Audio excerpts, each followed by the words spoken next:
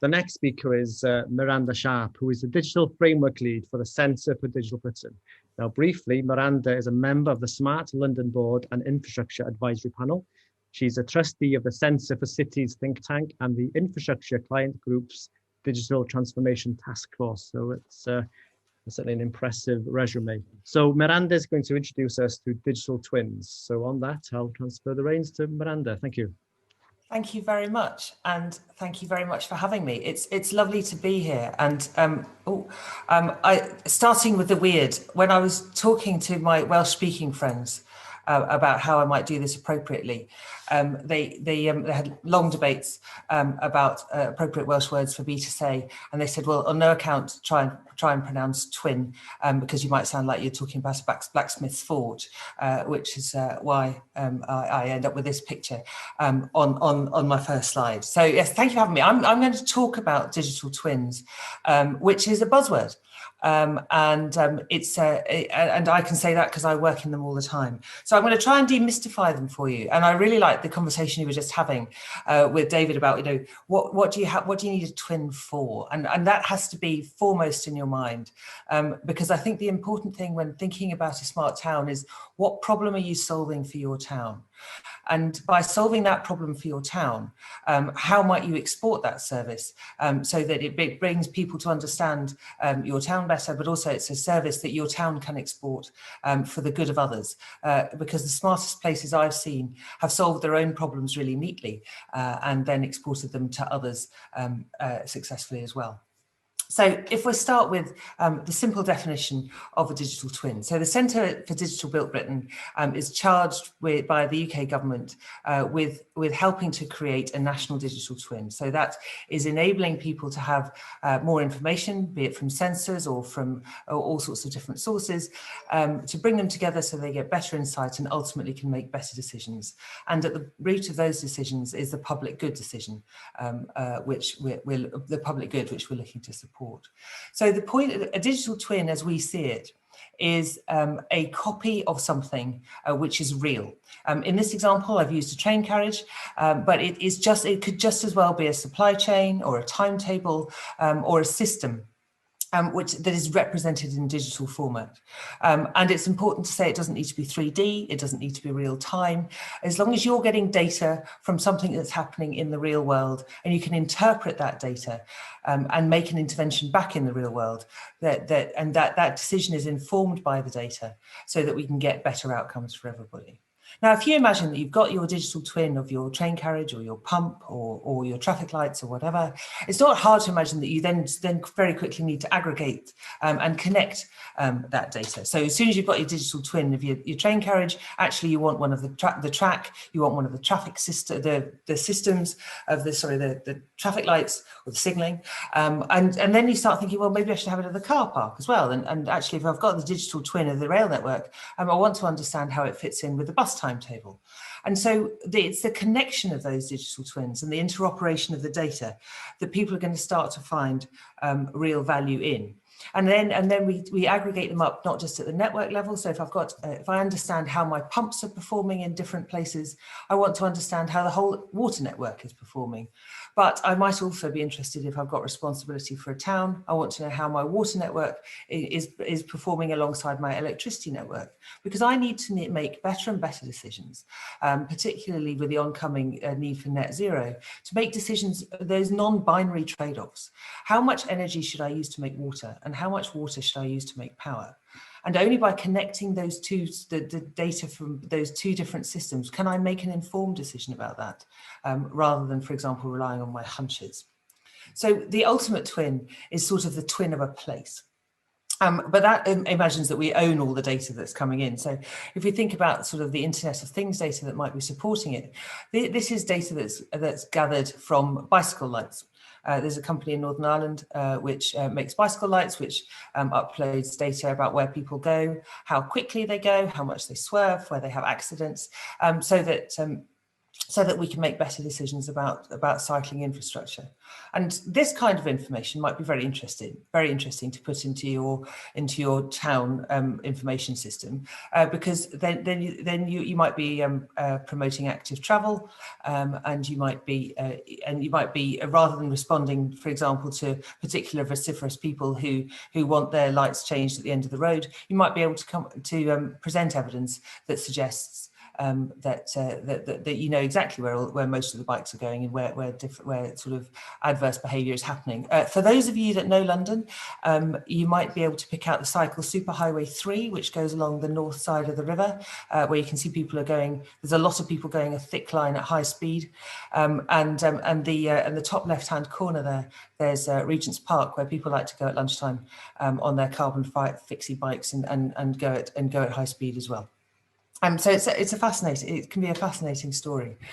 And I want to tell a story of how bringing data together can lead to better outcomes. So this is the story of a road in a town. It's a town with some addresses in it. The blue addresses are residential addresses. The red addresses are businesses. And you can see there, you can see leisure parks, and the blobs are sort of facilities.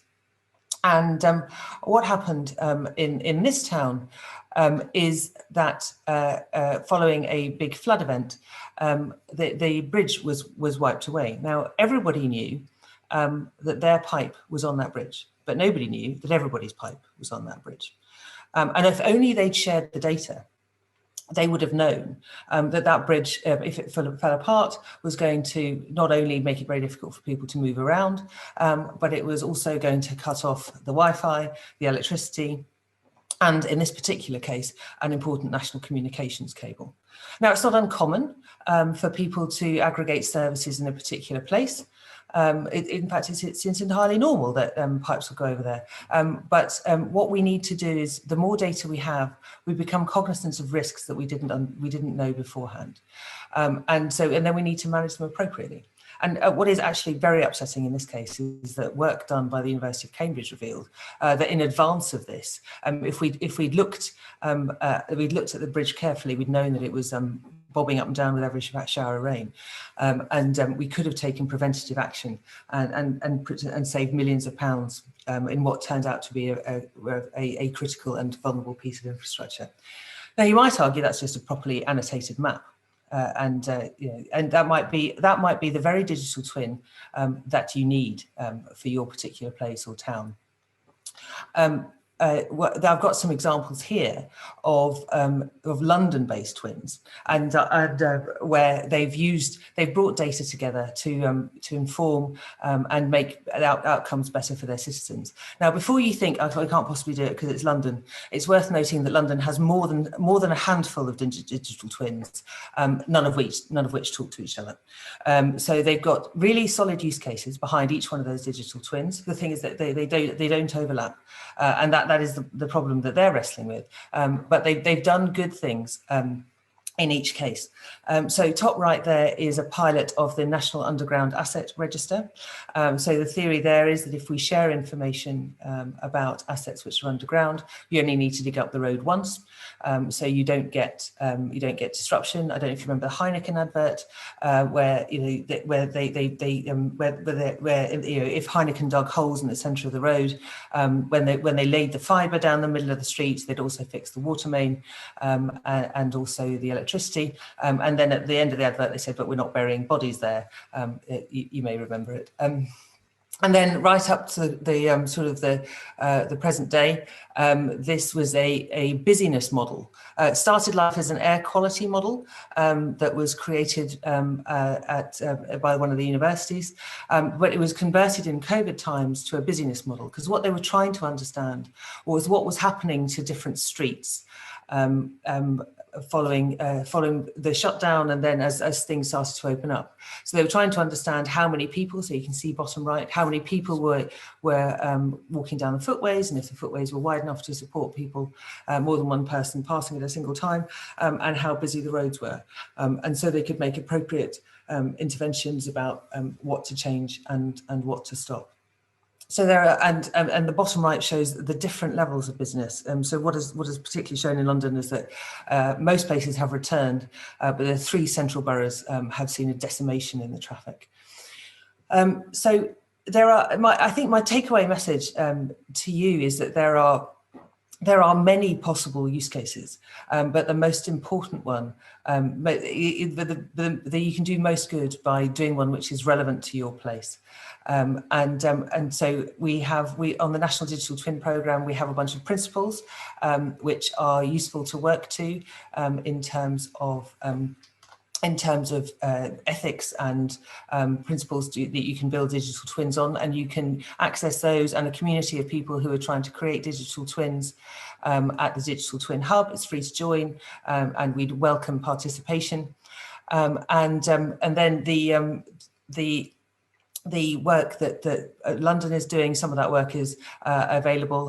The bottom link there refers to the infrastructure mapping application, where they put together all sorts of data so they can make sensible decisions about planning. And if you're going to build new houses, have you got enough water and schools, for example, to support that new population coming in? So I'm looking forward to the questions because I think it's going to be a rich debate. But thank you very much for listening to me. Thank you, Miranda. Am I right in thinking that for digital twin to work, essentially, you need a lot of organizations to agree to release data?